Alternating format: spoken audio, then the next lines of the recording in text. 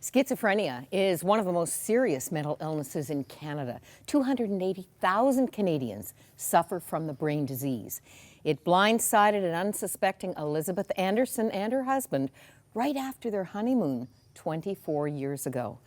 But as one of her doctors has said, Elizabeth brings us a story not of mental illness, but mental resilience. Welcome from Calgary, Elizabeth. Thank you. I have learned so much just in the brief walk I've had through your story. And I was a little late in discovering that it wasn't just after the honeymoon that this mushroomed up out of nowhere.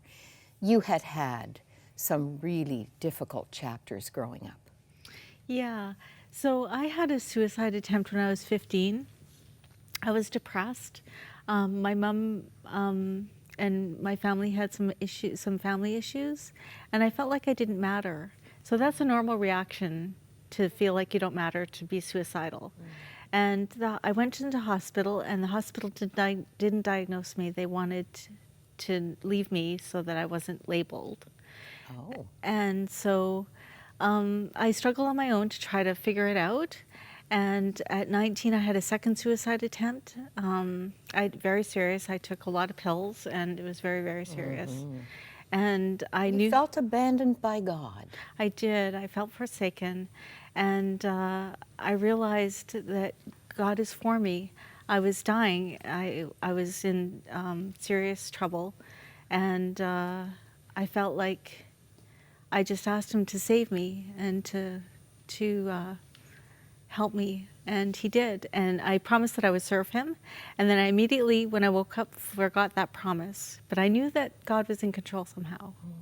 I mean, in fairness, 1987, your mom was in hospital for 2 months with pancreatitis, came home for a week. Your dad went into the hospital with an aneurysm and died waiting for surgery almost at Father's Day. I mean, that sounds like a really awful soap opera. But this was your life. These were hard, hard things. But you kept moving forward, and you met Wade. You were married. What a beautiful bride. September 3rd, 1993. 2 weeks after the honeymoon, the old enemy surfaced. Would paranoia be the best word to use here? Yeah, so it starts out a little bit like depression. So I thought maybe I was depressed, but I didn't feel depressed. So it was very odd, but I was acting very strangely. I wasn't going out, I wasn't showering, I wasn't eating. You were sure that someone was going to steal your wedding gifts? You were guarding your house day and night. Didn't want to leave watching the door, so I stopped showering, because that was the only opportunity that thieves would have to come in, is when I was showering. When did your husband become aware that this was an unlivable situation? Well, he was asking around, and everybody was saying new bride jitters, just she's having trouble adjusting to her role as wife. And my best friend from childhood looked me up and saved the day. Deanna, indeed, came to the rescue. And it told, not you, didn't say anything to upset you, but she told Wade, this is psychosis, departure from reality. You need to take her to the hospital for a diagnosis. 17 hours at the hospital to get the diagnosis of schizophrenia. I want to say that your mom told Wade he did not need to stay committed to this life situation. And your dear husband, I watched your vows on video. Your husband said, we said in sickness and in health, through anguish and affection, through tears and laughter. And he was in for whatever it meant. That's one of the beautiful parts of this story. Yeah, he's a pretty terrific guy.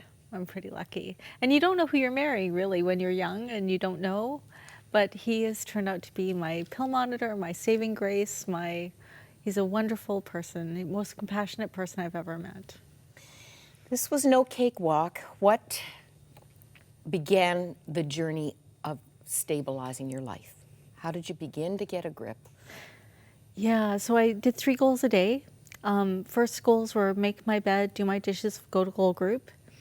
After 8 months of getting check marks for those the smaller goals. I set bigger goals. I wanted to get a part-time job, find the Schizophrenia Society, and save my marriage. I want to put up on the screen, we're not going to have time to unpack it, but this is just, these are your keys to success. We have a recipe here. 7 points just to quickly look at. Timely intervention. Okay, we've talked about that. I don't know if it was timely. It sure was time enough. The right medication. And I think it's important we mention this, that at one point you were concerned about weight and you cut your medication in half and the voices came back. You didn't even think you were hearing voices. Right. But that's a typical symptom of schizophrenia. Yeah. So I hear voices if I'm not taking my medication. I was unaware that I was hearing voices, so I have my medication thinking that if I just have my medication, I won't be as sick. It's flawed thinking. But, and very normal for people to go messing with that. Yeah, people tend to mess with their medication until you get wiser, and then you don't do that anymore. Maybe the most important, certainly one of the most important things, supportive people. It really takes people to help bring that reality check. One of the symptoms is withdrawing. You can tend to withdraw. You need those people. And I want to mention the Schizophrenia Society of Alberta, PASC. Who's PASC? I worked for them, for Progressive Alternative Society of Calgary. I worked for them for 11 years, helping people with adults with developmental disability. While I went back to university, I took 11 years to get my degree. You did that in 2010, a BA in Communication and Culture at the University of Calgary. You were visiting grade 6 classrooms in Calgary, part of the anti-stigma campaign. And that comes up here, a reason to have hope, a reason to be well, something to do. You certainly found handfuls of purpose out of this very troubling disease. You put it to good work, Elizabeth. Yeah, I think it's important that people have meaning. And by sharing my story, I'm giving my suffering broader meaning and bringing hope. I want to let people know that recovery is possible. You know, it takes a lot of elements. It's not just one thing. It's just not medication, just medication. It's a lot of different things. But once you have to figure out how to recover for yourself. Like, people can point you the right direction, but it's a do-it-yourself project largely, with good medical support and hard work. But miracles in the midst.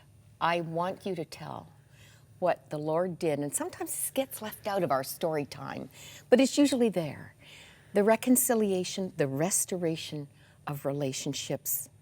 Your mother. Yeah.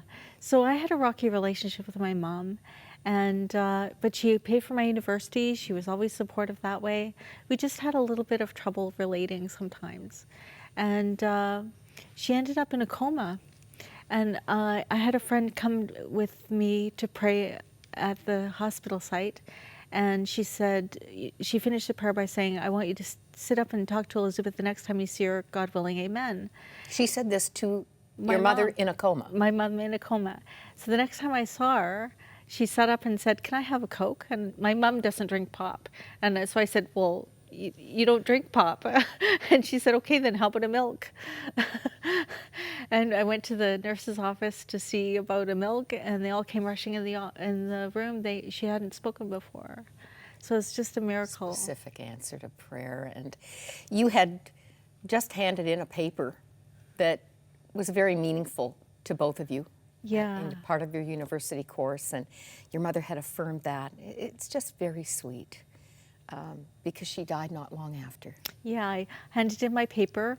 I did a relationship, a hermeneutic about my relationship with my mom, and she knew about it. We talked about it. She said, I give you full permission to succeed. And I handed in my paper, got an A, and she died 6 weeks later. But I knew there was peace between us. Very special. I'm very grateful for this 2013 award winner. What's the True Grit Award? So it's for someone who's recovered, someone who's helped an agency recover, and done someone who's done anti-stigma work. And you really have become a mentor, not just in your community, but through, this is one tool, being mentally healthy in spite of mental illness. I have learned so much reading your story. And this I didn't know about. This is not for children, this coloring book. The ABCs of Being Mentally Healthy. There we are. Helps to look at the screen, doesn't it? I'm going to just open this because I want you to see. This is such a craze right now, coloring for calm. Accept your diagnosis. The pattern here echoes what the larger picture is. Be bold, ask for what you want. What do I want? Don't worry, I'm not going to do the whole alphabet, but I want to do a couple more. Challenge yourself each day. You started with 3 things, Elizabeth. 3 things a day. It's just not coming along here as easily as I'd like. Your diagnosis is not your identity. How important is that? One more. Educate yourself on your condition. So my illustrator is Judith Tuck, and she did all the illustrations and drop caps for us. I'm going to get you to tell us where people can get Being Mentally Healthy, in spite of mental illness, and the coloring book. So the Being Mentally Healthy is on Amazon.ca, and at your local bookstore, order it through there. And the coloring book will be available ordering through your bookstore as well. This is wonderful. You are by no means done. You are a woman at large and eager to help people understand they're not alone.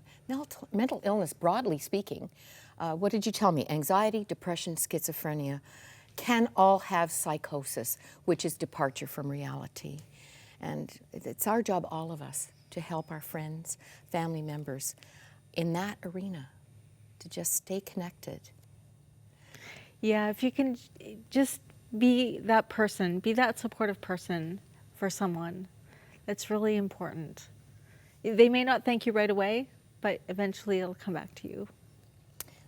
Elizabeth, thank you for turning your scars into stars. You truly have. We appreciate your ministry, and I'm sure we'll be hearing more from you. Thank you.